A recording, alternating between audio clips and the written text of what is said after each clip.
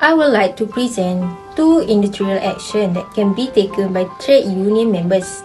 Firstly, picket is the act of standing or marching with placard or sign in front of a workplace and embassy during a strike or demonstration. Usually, pickets are held at lunch time and before or after working hours. Anyway, picket group employers are not allowed to block entrance and exit on the organization premise. Picket must be conducted safely without threatening or endangering anyone's safety. Secondly, lockout means closing of a place of employment, the suspension of work. A lockout is generally an attempt to enforce specific terms of employment upon a group of employers during a dispute. It is often used to force unionized workers to accept new conditions such as lower wages. If the union is asking for higher wages, a manager may use the threat of a lockout to convince the union to relent. 5 things you need to know before striking against your own company.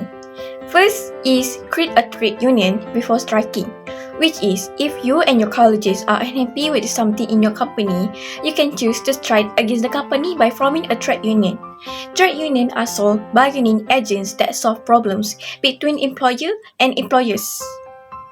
Second is get permission to strike. All trade unions must register themselves with the Director General of Trade Union first before taking part in any strike. If the strike is considered illegal, every member will be liable to fine of 2,000 ringgit or jail time not exceeding 1 year or both as per the Trade Union Act. Third is know the difference between picketing and striking, which is picketing is one step below striking, and for striking is normally conducted by members of registered trade unions. Fourth is writing to your company that you will be absent. You still need to inform the company because it's better than getting fired for taking leave without a good reason. So make sure apply leave before you join any trade unions. Fifth is participating in a legal strike because company cannot fire workers for taking part in a legal strike. Because if you strike with permission from the Director General, it's considered legal for you.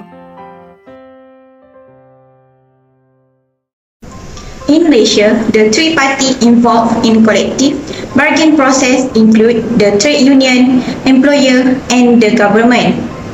There are 5 preparations that should be taken by trade union before engaged in collective bargaining process in Malaysia. The first one is research and preparation. Trade union should perform thorough research on their industry, employer, and the policy and regulation of government. This will help them identify their bargaining power and relevant issue to negotiate. The second one is identifying objective. It is essential for trade union to identify their objective, goals, and priorities to entering into negotiation. This will help them to remain focused during the bargaining process and ensure that their demands are reasonable and achievable. The third one is building a strong relationship with members. Trade union should establish good communication with their members and foster an environment of trust and transparency. This will ensure that their members are informed and supportive of the bargaining process. After that is seeking expert advice. Trade union should seek expert advice from lawyer and industrial relation specialists to help them understand the legal requirement and obligation involved in collective bargaining process. The last one is maintaining a positive attitude. Trade union should maintain a positive attitude during the bargaining process to improve worker productivity in exchange for higher wages or other benefits such as pension, holiday, paid leave, or others. Productivity can take the form of improved sale output, increased production, better service to client, and others. Firstly is virtual events.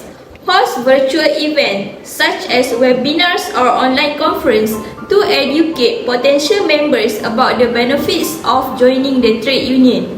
This is a great way to connect with people who are working from home or have limited access to in-person events. Secondly is social media. Use social media platform to reach out to potential members. Create engaging content such as infographics or short videos that promote the trade union and its benefits. Encourage current members to share these posts to reach a wider audience. Thirdly is email marketing.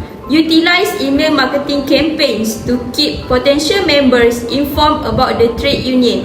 Send regular newsletter with updates on industry news, upcoming events and benefits of membership. Make sure to include a call to action to join the union. Fourth is referral programs. Start a referral program that rewards current members for bringing in new members.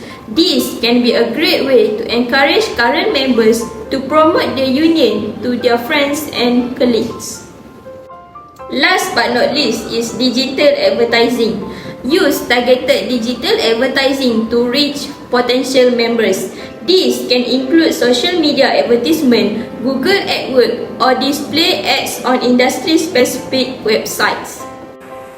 Start with embrace technology. The COVID-19 pandemic has forced many industries, including trade unions, to embrace technology. It is to organize workers, share information and communicate with members. Union must use online platforms. Trade unions, for example, can use social media to foster community and organize campaigns. On the other hand, focus on healthcare and safety. The pandemic has highlighted the importance of workplace healthcare and safety. Trade unions must take the lead in advocating for improved healthcare and safety standards. Unions can create training programs for workers to reduce the risk of disease exposure and advocate for PPEs and other protective equipment. Besides that, engage members. Because many workers work from home or in isolation, unions must find innovative ways to engage members. Webinars, online town hall meetings, and social media campaigns are examples of this. Unions can also create surveys to better understand their members' needs and concerns. Thus, emphasize training and education. The pandemic has led to change in the economy, and trade unions need to adapt. Unions can offer training and education to members to help them acquire new skills. Last but not least, member recruitment and retention. As the pandemic spread, it appeared to pose an immediate and significant threat to the level of union membership, with workers facing severe hardship as workplace closed. Many participants in this study predicted a rapid decline in membership. However, evidence suggests that these fears were unfounded, at least at first, as large number of people joined, particularly in the early months of the pandemic.